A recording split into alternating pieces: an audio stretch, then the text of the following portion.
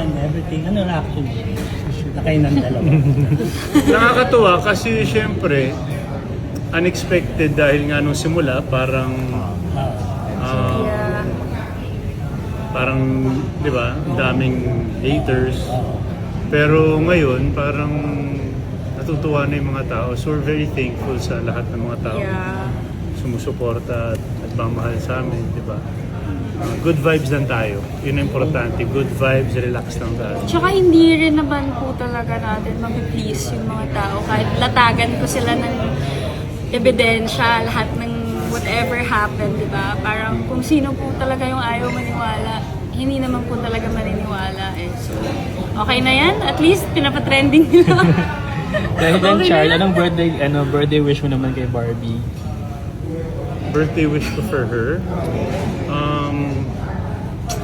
To continuously be happy and healthy and In love.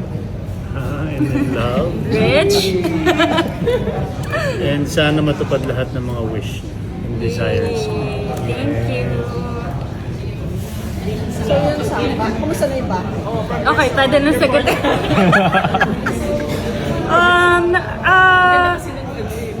Opo, actually, yung pinsan ko po, kababata ko talaga, siya yung architect ko.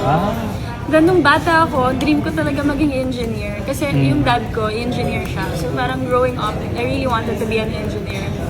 So yung cousin ko, growing up, kasama ko siya halos everyday kasi pag iniiwan ako ni mama dun sa kanila, diba?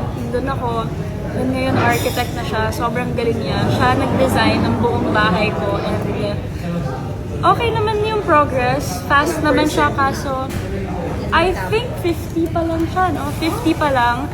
Ayokong i-rush kasi sobrang firm ako na yung ipon ko, hindi siya pwedeng maubos. So, okay lang naman idahan-dahan eh. Tsaka maraming sponsors. So, hindi ako masyadong gagastos kasi may Boysen, nag-sponsor sila 100%.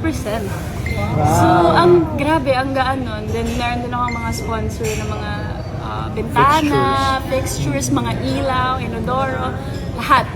Halos lahat sponsor. Dali na bahay pag artista ka. Labor lang. Labor lang, opo.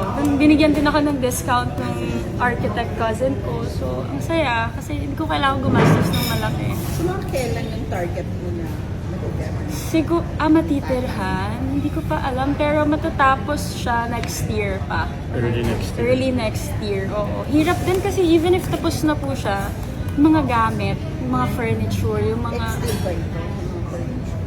Hahanap ako. Ayoko gumagastos. Sayang. Oo.